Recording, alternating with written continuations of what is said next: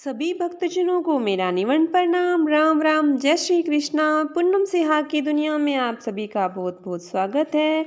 श्रीमद् भागवत महापुराण तृतीय स्कंद चौथा अध्याय। उद्धव जी से विदा होकर विदुर जी का मैत्रेय ऋषि के पास जाना।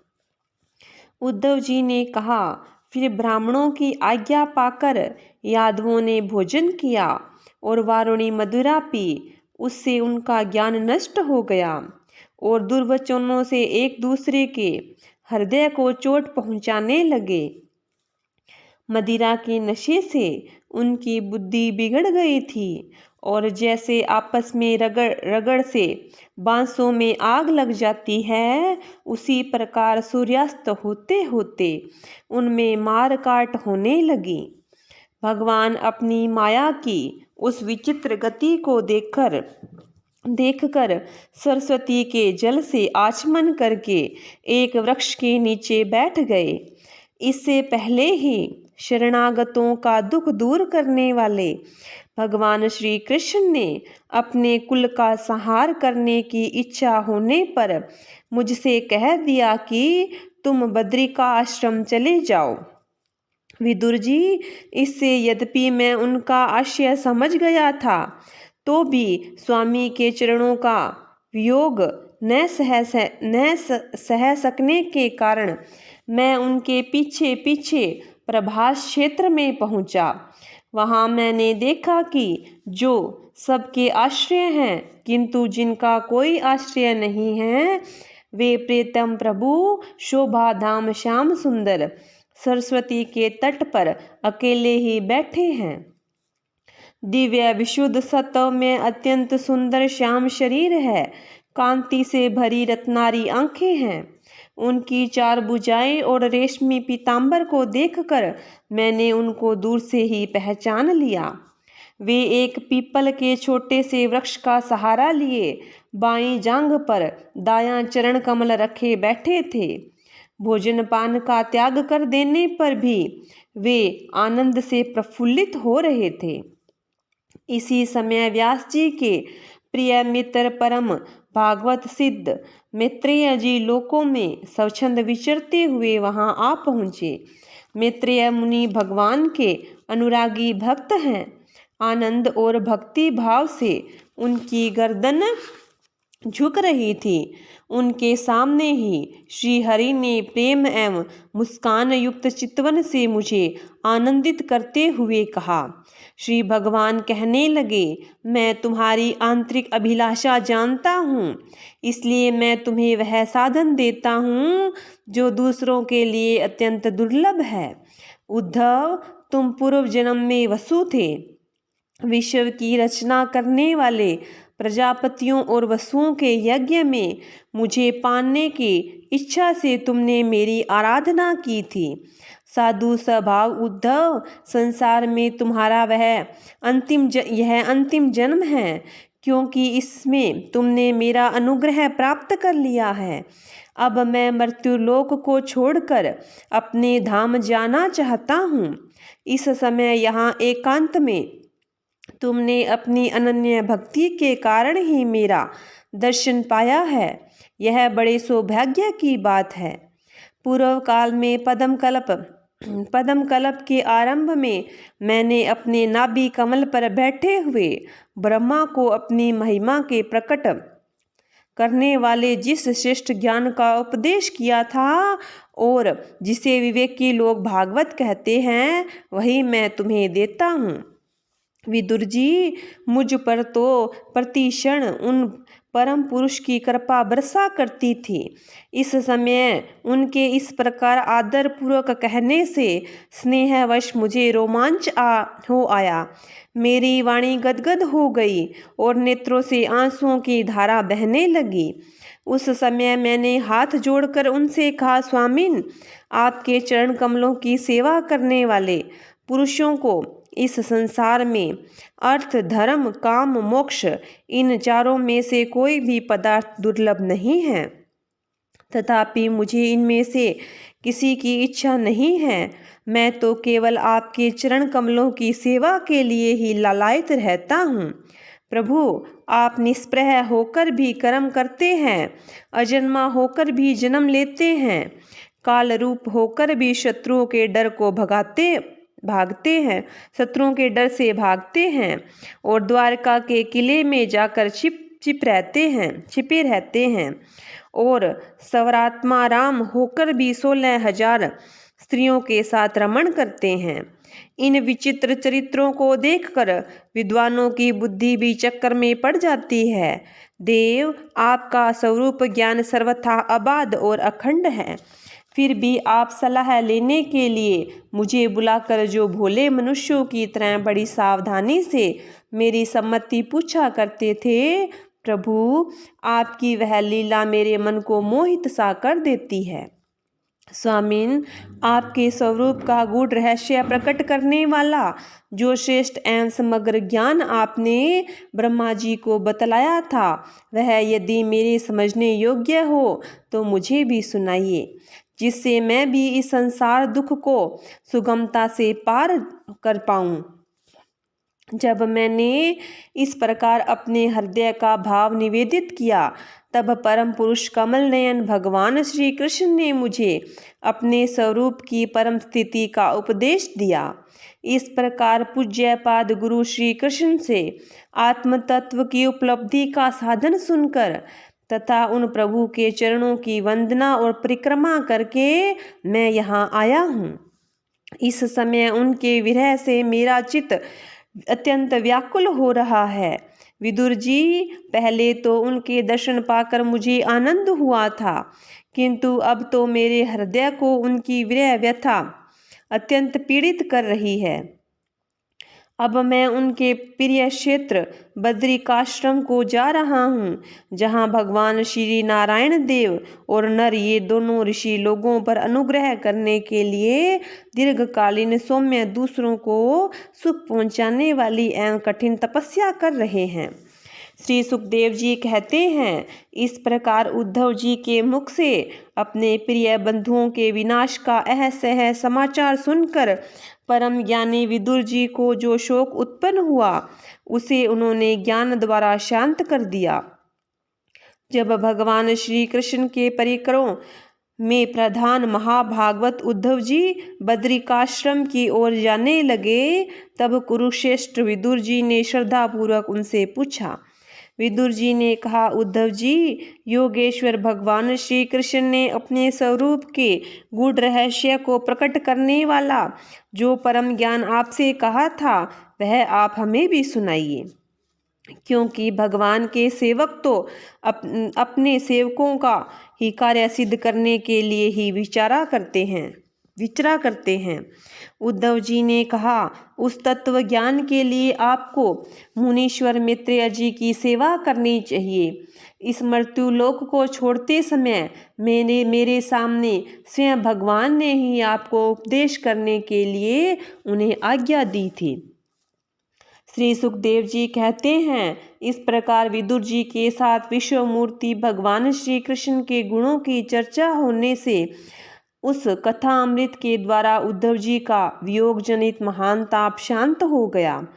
यमुना जी के तीर पर उनकी वह रात्रि एक क्षण के समान बीत गई। फिर प्रातःकाल होते ही वे वहां से चल दिए। राजा परीक्षित ने पूछा, भगवन, वृषणी कुल और भोज वंश के सभी रथी यूथपतियों के भी यूथपति नष्ट हो गए थे। यहाँ तक कि त्रिलोकीनाथ श्री हरि को भी अपना वह रूप छोड़ना पड़ा था। फिर उन सब के मुखिया उद्धव जी ही कैसे बच गए? श्री सुखदेव जी ने कहा, जिनकी इच्छा कभी व्यर्थ नहीं होती, उन श्री हरि ने ब्राह्मणों के शाप रूप काल के बहाने अपने कुल का संहार कर अपने श्री विग्रह को त्यागते समय विचार किया, अब इस लोक में मेरे चले जाने पर संयमी शिरोमणि उद्धव ही मेरे ज्ञान को ग्रहण करने के सच्चे अधिकारी हैं।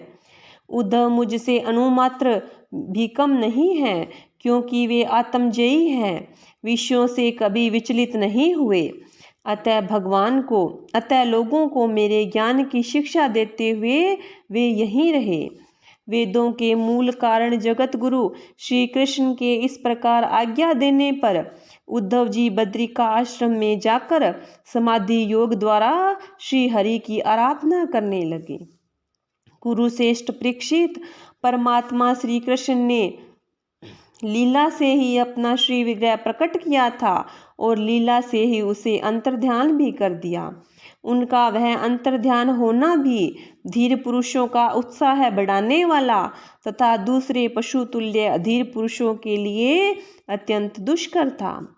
परम भागवत उद्धव जी के मुख से उनके प्रशंसनीय कर्म और इस प्रकार अंतर्धान होने का समाचार पाकर तथा यह जानकर कि भगवान ने परम धाम जाते समय मुझे ही स्मरण किया था, विदुर जी उद्धव जी के चले जाने पर प्रेम से विह्वल होकर रोने लगे। इसके पश्चात सिद्ध शिरोमणि विदुर जी यमुना तट से चलकर कुछ दिनों में गंगा जी के किनारे जा पहुँचे, जहाँ मैत्रेय जी रहते थे। 5वां अध्याय विदुर जी का प्रश्न और मैत्रेय जी का सृष्टि क्रम वर्णन। श्री सुखदेव जी कहते हैं, परम ज्ञानी मैत्रेय मुनि हरिद्वार क्षेत्र में विराजमान थे। भगवत भक्ति से शुद्ध हुए हृदय वाले विदुर जी उनके पास जा पहुँचे और उनके साधु स्वभाव से आप्यायित होकर उनसे पूछा।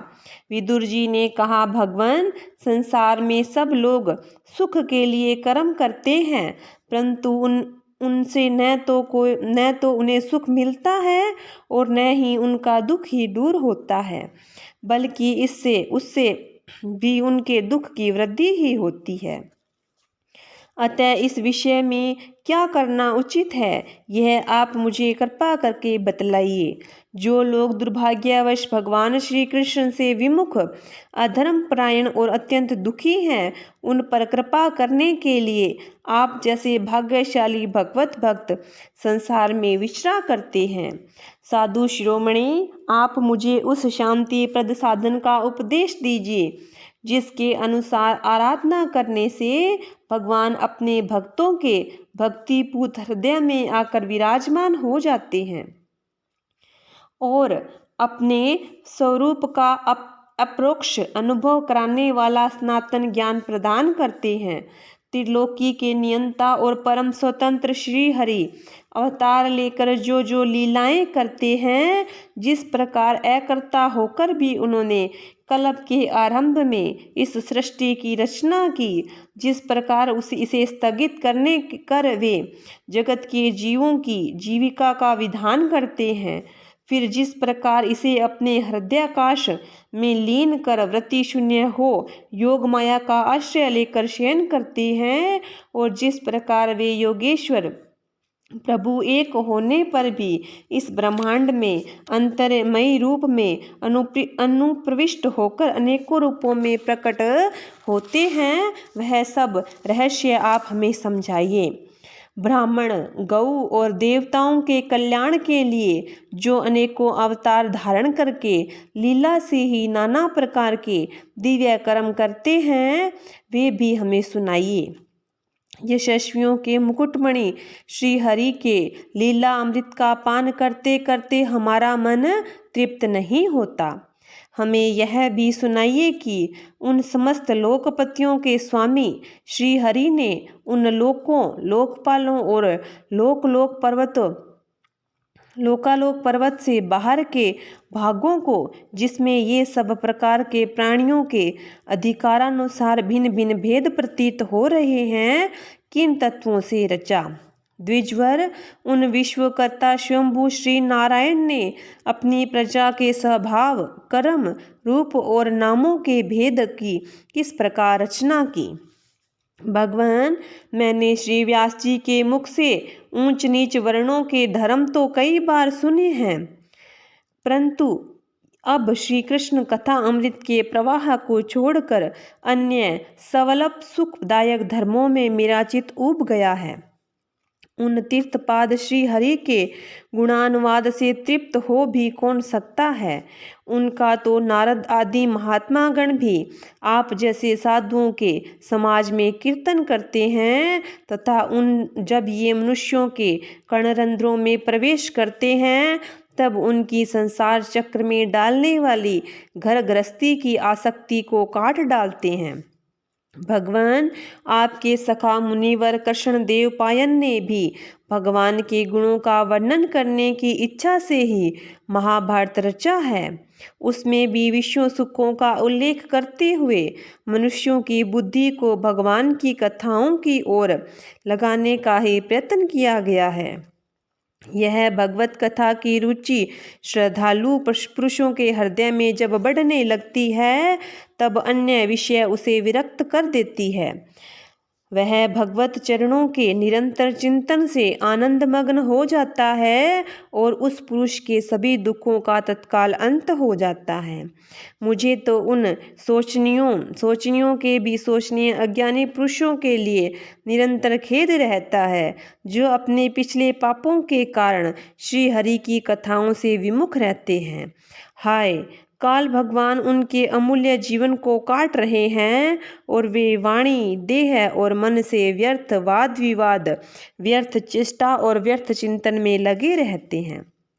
मैत्रेय जी, आप दीनों पर कृपा करने वाले हैं, अतः भौरे जैसे फूलों में से रस निकाल लेते हैं, उसी प्रकार इन लौकिक कथाओं में से इनकी सारभूता परम कल्याणकारी पवित्र कीर्ति श्री हरि की कथाएं छांट कर हमारे कल्याण के लिए सुनाइए। उन सर्वेश्वर ने संसार की उत्पत्ति, स्थिति और संहार करने के लिए अपनी माया शक्ति को स्वीकार कर राम कृष्ण आदि अवतारों के द्वारा जो अनेकों अलौकिक लीलाएं की है वे सब मुझे सुनाइए। श्री सुखदेव जी कहते हैं, जब विदुर जी ने जीवों के कल्याण के लिए इस प्रकार प्रश्न किया तब मुनि श्रेष्ठ भगवान मैत्रेय जी ने उनकी बहुत बड़ाई करते हुए यूं कहा। श्री मैत्रेय जी बोले, साधु स्वभाव विदुर जी, आपने जब सब जीवों पर अत्यंत अनुग्रह करके यह बड़ी अच्छी बात पूछी है। आपका चित्त तो सर्वदा श्री भगवान में ही लगा रहता है, तथापि इससे संसार में भी आपका बहुत सुयश फैलेगा। आप श्री व्यास जी के औरस पुत्र हैं, इसलिए आपके लिए यह कोई बड़ी बात नहीं है कि आप अनन्य भाव से सर्वेश्वर श्री हरि के ही आश्रित हो गए हैं। आप प्रजा को दंड देने वाले भगवान यम हैं। मांडव्य ऋषि का शाप होने के कारण ही आपने श्री व्यास जी के वीर्य से उनके भाई विचित्र वीर्य की भोग पत्नी दासी के गर्भ से जन्म लिया है। आप सर्वदा ही श्री भगवान और उनके भक्तों को अत्यंत प्रिय है। इसलिए भगवान निज धाम पधारते समय मुझे आपको ज्ञानोपदेश देने की आज्ञा दे गए थे। इसलिए अब मैं जगत की उत्पत्ति, स्थिति और लय के लिए योग माया द्वारा विस्तारित हुई भगवान की विभिन्न लीलाओं का क्रमशः वर्णन करता हूँ। सृष्टि रचना के पूर्व समस्त आत्माओं के आत्मा एक पूर्ण परमात्मा ही थे। न दृष्टा था न दृश्य। सृष्टि काल में अनेक वृत्तियों के भेद से जो अनेकता दिखाई पड़ती है वह भी वही थे, क्योंकि उनकी इच्छा अकेले रहने की थी। वे ही दृष्टा होकर देखने लगे, परंतु उन्हें दृश्य दिखाई नहीं पड़ा, क्योंकि उस समय वे ही अद्वितीय रूप से प्रकाशित हो रहे थे। ऐसी अवस्था में वे अपने को असत के समान समझने लगे।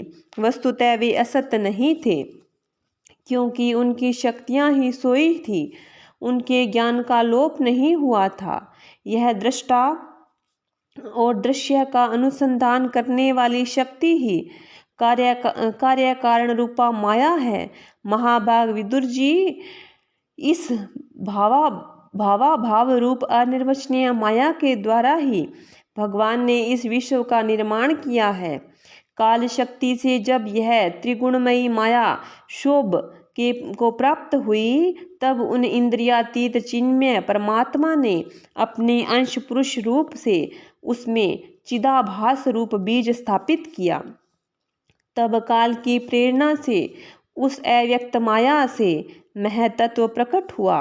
वह मिथ्या अज्ञान का नाशक होने के कारण विज्ञान स्वरूप और अपने से सूक्ष्म रूप में स्थित प्रपंच की अभिव्यक्ति करने वाला था। फिर चिदाभास गुण और काल के अधीन उस महतत्व ने भगवान की दृष्टि पड़ने पर इस विश्व की रचना के लिए अपना रूपांतर किया। महतत्व के विकृत होने पर अहंकार की उत्पत्ति हुई, जो कार्य अभिभूत कारण आध्यात्म और कर्ता अधिदेव के रूप में होने के कारण भूत इंद्रिय और मन का कारण है। वह अहंकार वैकारिक सात्विक तेजस राजस और तामस भेदों से 3 प्रकार का है। अतः अह तत्व के विकार होने पर वैकारिक अहंकार से मन और जिससे विषयों का ज्ञान होता है, वे इंद्रियों के अधिष्ठाता देवता हुए। तेजस अहंकार से ज्ञानेंद्रियां और कर्मेंद्रियां हुई तथा तामस अहंकार से सूक्ष्म भूतों का कारण शब्द तन्मात्र हुआ और उससे दृष्टांत रूप से आत्मा का बोध कराने वाला आकाश उत्पन्न हुआ। भगवान की सृष्टि दृष्टि जब आकाश पर पड़ी, तब उसमें फिर काल माया और चिदाभास के योग से स्पर्श तन्मात्र हुआ और उससे विकृत होने पर उसमें वायु की उत्पत्ति हुई। अत्यंत बलवान वायु ने आकाश के सहित विकृत होकर रूप तन्मात्र की रचना की और उससे संसार का प्रकाशक तेज उत्पन्न हुआ। फिर परमात्मा की दृष्टि पड़ने पर वायुयुक्त तेज ने काल माया और चिन्ह दश के योग से विकृत होकर रस तन्मात्र के कार्य जल को उत्पन्न किया। तदंतर तेज से युक्त जल ने ब्रह्म की दृष्टिपात होने पर काल माया और चीदश के योग से गंध गुणमयी पृथ्वी को उत्पन्न किया। विदुर जी, इन आकाश आदि भूतों में से जो भूत पीछे उत्पन्न हुए हैं, उनमें क्रमशः अपने पूर्व भूतों के गुण भी अनुगत समझने चाहिए। ये महतत्व आदि के अभिमानी विकार विक्षेप और चेतना सविशिष्ट देवगण श्री भगवान के ही अंश हैं, किंतु पृथक रहने के कारण जब वे विश्व रचना रूप अपने कार्य में सफल नहीं हुए, तब हाथ जोड़कर भगवान से कहने लगे। देवताओं ने कहा, देव, हम आपके चरण कमलों की वंदना करते हैं। ये अपनी शरण में आए हुए जीवों का ताप दूर करने के लिए छत्र के समान है तथा इसका आश्रय लेने से यति जन अत्यंत संसार दुख को सुगमता से दूर फेंक देते हैं। जगत कर्ता जगदीश्वर इस संसार में तापत्रय से व्याकुल रहने के कारण जीवों को जरा भी शांति नहीं मिलती। इसलिए भगवान, हम आपके चरणों की ज्ञानमयी छाया का आश्रय लेते हैं। मुनिजन एकांत स्थान में रहकर आपके मुख कमल का आश्रय लेने के वाले वेद मंत्र रूप पक्षियों के द्वारा जिनका अनुसंधान करते रहते हैं तथा जो संपूर्ण पाप नाशनी नदियों में श्रेष्ठ श्री गंगा जी का उद्गम स्थान है, आपके उन परम पावन पाद पद्मों का हम आश्रय लेते हैं। हम आपको चरण कमलों की उस चौकी का आश्रय ग्रहण करते हैं। हम आपके चरण कमलों की उस चौकी का आश्रय ग्रहण करते हैं जिसे भक्तजन श्रद्धा और श्रवण कीर्तन आदि रूप भक्ति से परमार्जित अंतःकरण में धारण करके वैराग्य पुष्ट ज्ञान के द्वारा परम धीर हो जाते हैं। ईश, आप संसार की उत्पत्ति स्थिति और संहार के लिए ही अवतार लेते हैं। अतः हम सब आपके उन चरण कमलों की शरण लेते हैं जो अपना स्मरण करने वाले भक्तजनों को अभय देते हैं। जिन पुरुषों का देह गेह और उनसे संबंध रखने वाले अन्य तुच्छ पदार्थों में अहंता ममता का दृढ़ दुराग्रह है, उनके शरीर में आपके अंतर्यामी रूप में से रहने पर भी जो अत्यंत दूर है, उन्हीं आपके चरणारविंदों को हम भजते हैं। परम यशस्वी परमेश्वर इंद्रियों के विषयाभिमुख रहने के कारण जिनका मन सर्वदा बाहर ही भटका करता है, वे पामर लोग आपके विलासपूर्ण पाद विन्यास की शोभा के विशेषज्ञ भक्तजनों का दर्शन नहीं कर पाते। इसी से वे आपके चरणों से दूर रहते हैं। देव, आपके कथा अमृत का पान करने से उमड़ी हुई भक्ति के कारण जिनका अंतःकरण निर्मल हो गया है, वे लोग वैराग्य ही जिसका सार है, ऐसा आत्मज्ञान प्राप्त करके अनायास ही आपके वैकुंठ धाम को चले जाते हैं। दूसरे धीर पुरुष चित्त निरोधक रूप समाधि के बल से आपकी बलवती माया को जीतकर आप में लीन हो जाते हैं, पर उन्हें श्रम बहुत होता है, किंतु आपकी सेवा के मार्ग में कुछ भी कष्ट नहीं है।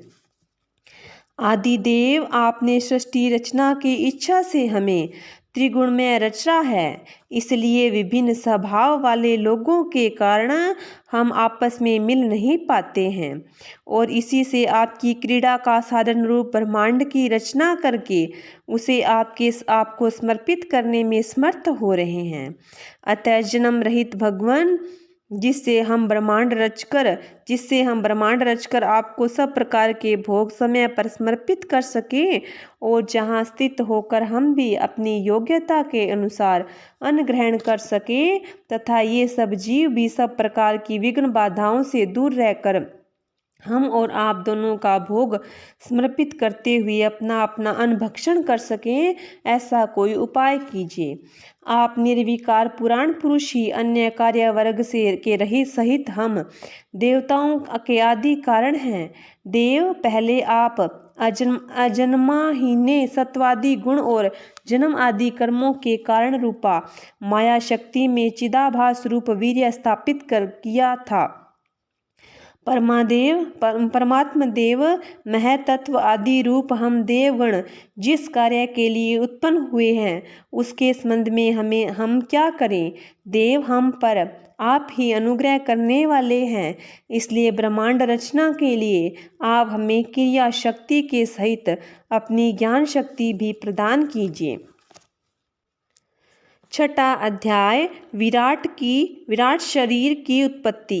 श्री मैत्रेय जी ऋषि ने कहा, सर्वशक्तिमान भगवान ने जब देखा कि आपस में संगठित न होने के कारण ये मेरी महतत्व आदि शक्तियाँ विश्व रचना के कार्य में असमर्थ हो रही है, तब वे काल शक्ति को स्वीकार करके एक साथ ही महतत्व, अहंकार, पंचभूत, पंच तन्मात्रा और मन सहित 11 इंद्रियां इन 23 तत्वों के समुदाय में प्रविष्ट हो गए। उनमें प्रविष्ट होकर उन्होंने जीवों के सोए हुए अदृष्ट को जागृत किया और परस्पर विलग हुए उस तत्व समूह को अपनी क्रिया शक्ति के द्वारा आपस में मिला दिया। इस प्रकार जब भगवान ने अदृष्ट को कार्योन्मुख किया, तब उस 23 तत्वों के समूह ने भगवान की प्रेरणा से अपने अंशों द्वारा अधिपुरुष विराट को उत्पन्न किया। अर्थात जब भगवान ने अंश रूप से अपने उस शरीर में प्रवेश किया, तब वह विश्व रचना करने वाला महतत्व आदि का समुदाय एक दूसरे से मिलकर परिणाम को प्राप्त हुआ। यह तत्वों का परिणाम ही विराट पुरुष है, जिसमें चराचर जगत विद्यमान है। जल के भीतर जो अंड रूप आश्रय स्थान था, उसमें वह हिरण्यमय विराट पुरुष संपूर्ण जीवों को साथ लेकर 1000 दिव्य वर्षों तक रहा। वह विश्व रचना करने वाले तत्वों का गर्भ कार्य था तथा ज्ञान, क्रिया और आत्म शक्ति से संपन्न था।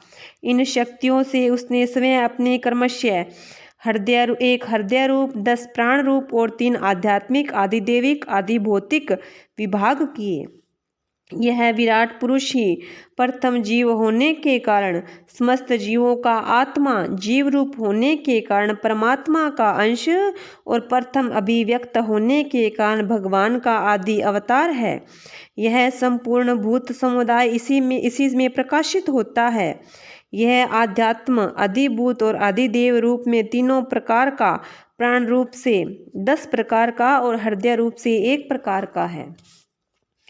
फिर विश्व की रचना करने वाले महतत्व आदि के अधिपति श्री भगवान ने उनकी प्रार्थना का स्मरण करके उनकी वृत्तियों को जगाने के लिए अपने चेतन रूप तेजस से उस विराट पुरुष को प्रकाशित किया, उसे जगाया। उसके जागृत होते ही देवताओं के लिए कितने स्थान प्रकट हुए, यह मैं बतलाता हूँ, सुनो। विराट पुरुष के पहले मुख प्रकट हुआ।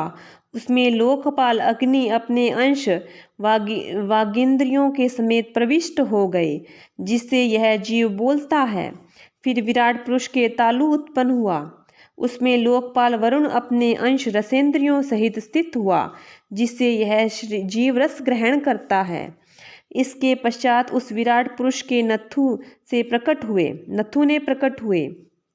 उनमें दोनों अश्विनी कुमार अपने अंश घ्राणेन्द्रियों सहित प्रविष्ट हो गए, जिससे जीव गंध ग्रहण करता है।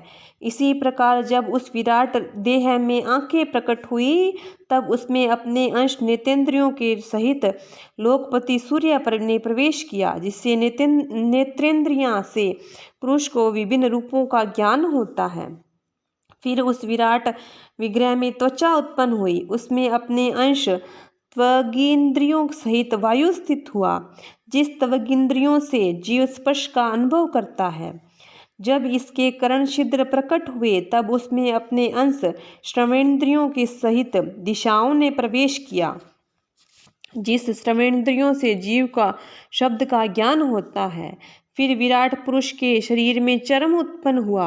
उसमें अपने अंश रोमों के सहित औषधियाँ स्थित हुई, जिसे रोमों से जीव खुजली आदि का अनुभव करता है। जब उसके लिंग उत्पन्न हुआ, उसमें उन आश्रमों के प्रजापति ने अपना अंश वीर्य के सहित प्रवेश किया, जिससे जीव आनंद का अनुभव करता है। फिर विराट पुरुष के गुदा प्रकट हुई। उसमें लोकपाल मित्र अपने अंश पायु इंद्रियों के सहित प्रवेश किया, जिससे जीव मल त्याग करता है। इसके पश्चात उसके हाथ प्रकट हुए। उसमें अपनी ग्रहण त्याग रूपा शक्ति के सहित देवराज इंद्र ने प्रवेश किया। इस शक्ति से जीव अपनी जीविका प्राप्त करता है।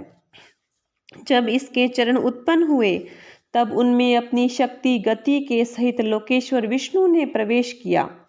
इस गति शक्ति का द्वारा जीव अपने गंतव्य स्थान पर पहुंचता है। फिर इनकी बुद्धि प्राप्त हुई। अपने इस स्थान में अपने अंश बुद्धि शक्ति के साथ वाक्पति ब्रह्मा ने प्रवेश किया। यह बुद्धि शक्ति से जीव ज्ञातव्य विषयों का जान सकता है। फिर इनके हृदय प्रकट हुआ। उसमें अपने अंश मन के सहित चंद्रमा स्थित हुआ। इस मन शक्ति के द्वारा जीव संकल्प विकल्प आदि रूप विकारों को प्राप्त होता है। तत्पश्चात विराट पुरुष में अहंकार उत्पन्न हुआ।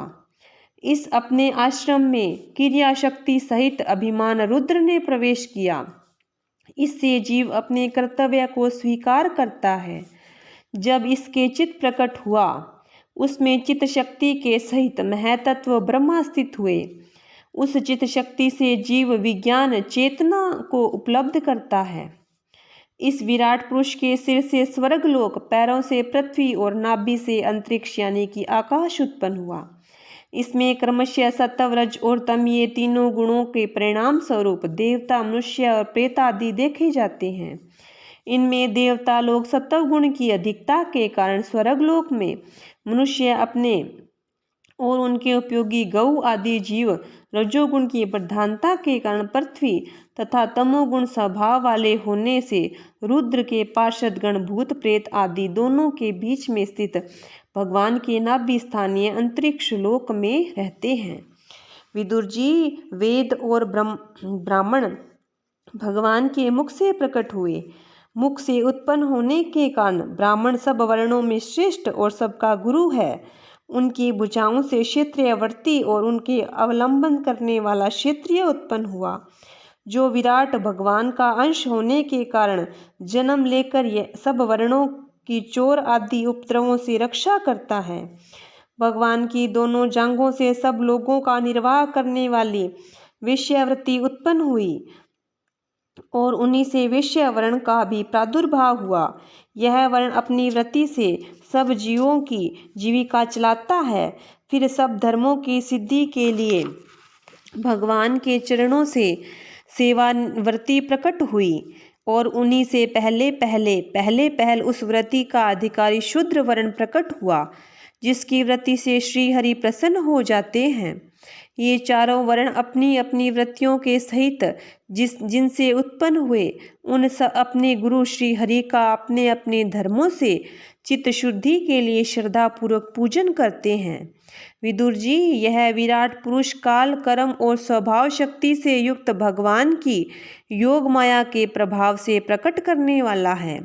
इसके स्वरूप का पूरा वर्णन करने का कौन साहस कर सकता है। तथापि प्यारे विदुर जी, अन्य व्यवहारिक चर्चाओं से अपवित्र हुई अपनी वाणी को पवित्र करने के लिए जैसे मेरी बुद्धि है और जैसा मेरा गुरुमुख से सुना हुआ है, वैसा श्री हरि का सुयश वर्णन करता हूँ। महापुरुषों का मत है कि पुण्य श्लोक शिरोमणि श्री हरि के गुणों का गान करना ही मनुष्य की वाणी तथा विद्वानों के मुख से भागवत कथामृत का पान करना ही उनके कानों का सबसे बड़ा लाभ है। वत्स, हम ही नहीं, आदि कवि श्री ब्रह्मा जी ने 1000 दिव्य वर्षों तक अपने योग परिपक्व बुद्धि से विचार किया, तो भी क्या वे भगवान की अमित महिमा का पार पा सके।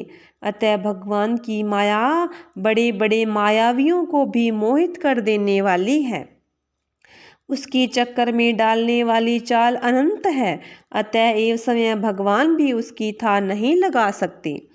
फिर दूसरों की तो बात ही क्या है। जहाँ न पहुँचकर मन के सहित वाणी भी लौट आती है, तथा जिसका पार पाने में अहंकार के अभिमानी रुद्र तथा अन्य इंद्रियाधिष्ठाता देवता भी समर्थ नहीं है, उस भगवान को हम नमस्कार करते हैं। श्रीमद् भागवत महापुराण तृतीय स्कंद 6वां अध्याय समाप्त। बोलिए विष्णु भगवान की जय हो।